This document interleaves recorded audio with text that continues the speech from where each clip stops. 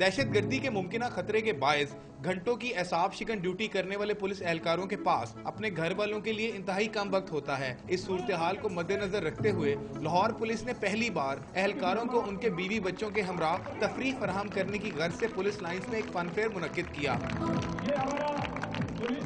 Fun fair में बच्चों की तफरीह के लिए खेल कूद के मौकों के साथ उनके लिए एक मैजिक शो का भी एहतमाम किया गया था।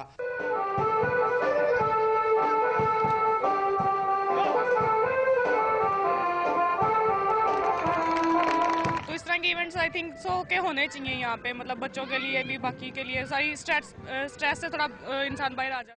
फन फेयर में खवातीन पुलिस एहलकारों ने खाने पीने और कपड़ों के स्टॉल भी लगाए। इस दौरान शुरका मौसीकी से भी लुत्फ अंदोज होते रहे।